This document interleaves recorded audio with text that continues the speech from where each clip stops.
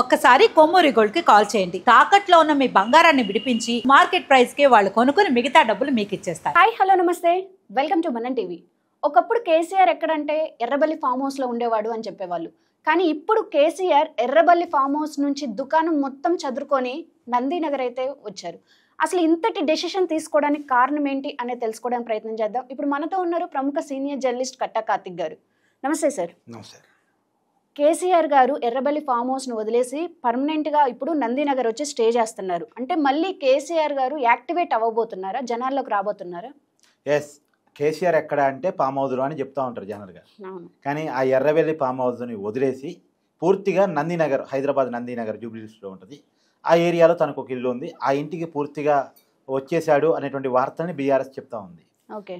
ఈ వార్త వెనకాల ఉన్న కారణాలు ఏంటి అనేది ఒకసారి పరిశీలిస్తే, ఫస్ట్ అయితే తన ఆరోగ్యం బాగాలేదంటే ఏఏజీ హాస్పిటల్లో అడ్మిట్ అయ్యాడంటే జ్వరంతో.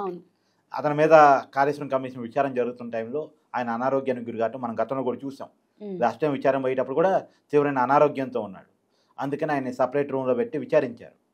అయితే సరే ఇది జరుగుతుంది, ఆయన గెట్ విల్ సూన్ అని మనం హోప్ పెట్టుకుందాం.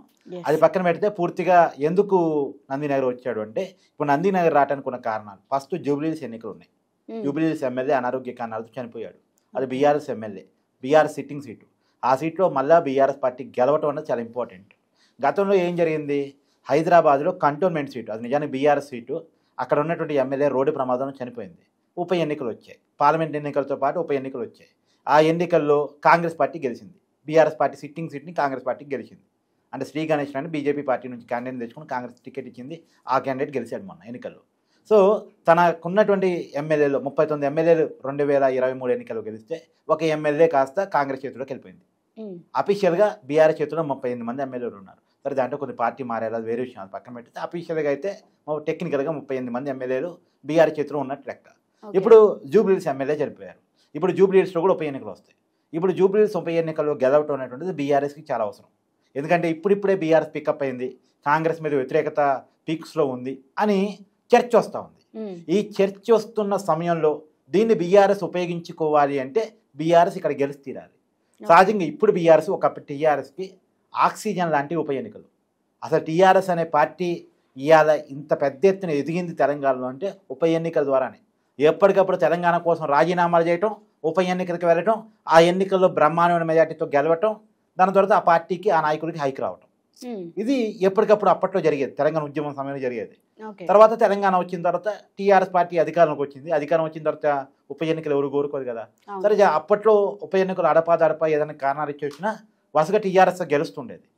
ఎప్పుడు ఉప ఎన్నికల్లో టీఆర్ఎస్ ఓడిపోయిందంటే సెకండ్ టైం అధికారంలోకి వచ్చిన తర్వాత కూడా మొట్టమొదటి జరిగినటువంటి హుజూర్ నగర్ బై ఎలక్షన్స్లో అప్పటి టీఆర్ఎస్ గెలిచింది.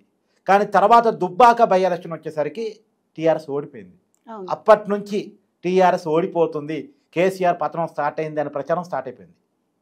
తర్వాత హుజూరాబాద్లో ఈటెల రాజేందర్, నిజానికి టీఆర్ఎస్ పార్టీ నుంచి మంత్రిగా ఉన్నటువంటి వ్యక్తి, ఆ వ్యక్తి ఆ పార్టీకి మంత్రి పదవికి రాజీనామా చేసి బయటకు వచ్చి బీజేపీలో చేరి మళ్ళా పోటీ చేస్తే ఆ ఎన్నికల్లో బీజేపీ గెలిచింది అక్కడ.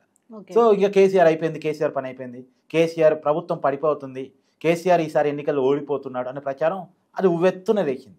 మునుగోడు ఎన్నికల్లో కష్టపడి అప్పటి బీఆర్ఎస్ గెలిచినప్పటికీ కూడా బీజేపీ గెలిచినంత పనిచేసింది.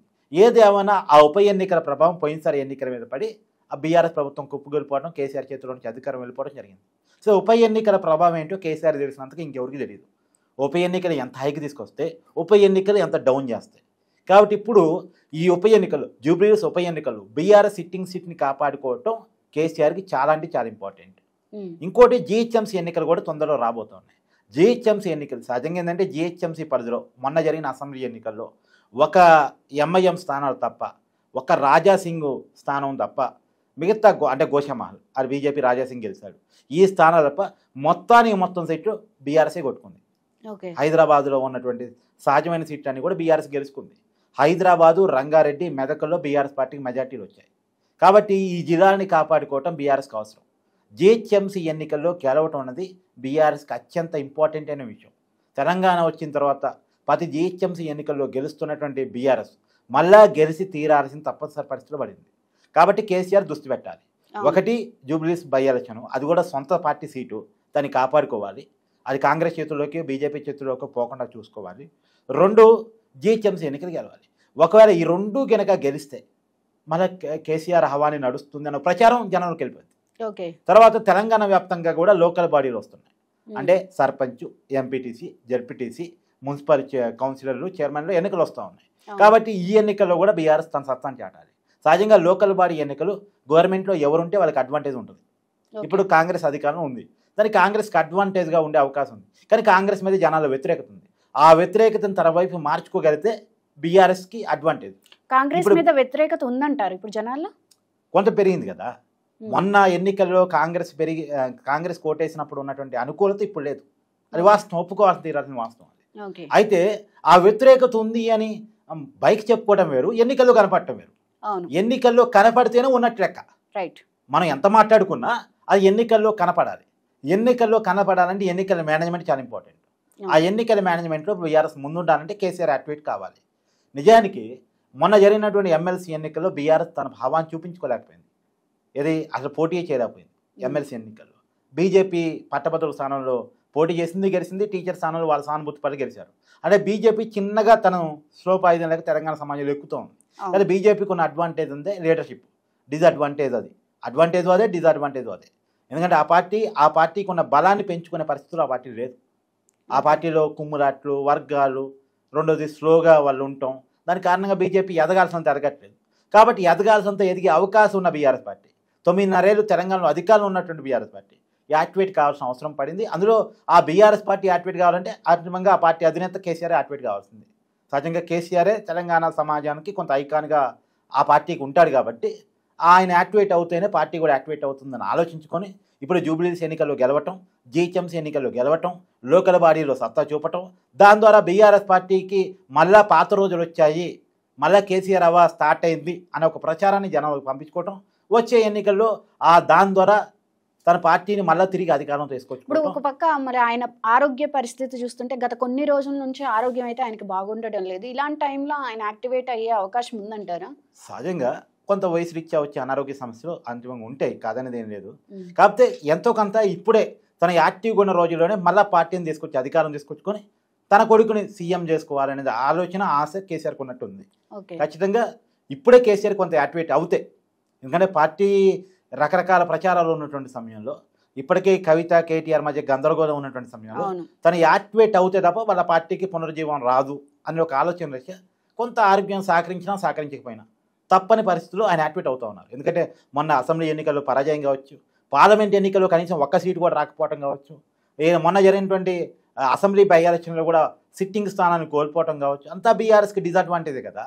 కాబట్టి మళ్ళా తన పార్టీని రీయాక్టివేట్ చేసుకోవాలంటే, మళ్ళా బీఆర్ఎస్ వైపు జనం ఉన్నారో నిరూపించుకోవాలంటే ప్రధానంగా తన స్థానాన్ని తను కాపాడుకోవాలి కదా. అందులో జీహెచ్ఎంసీ సిట్టింగ్ బీఆర్ఎస్దే, జూబ్లీహిల్స్ సిట్టింగ్ బీఆర్ఎస్దే. సో జీహెచ్ఎంసీ పీఠాన్ని దక్కించుకోవాలి, తర్వాత జూబ్లీహిల్స్ని దక్కించుకోవాలి.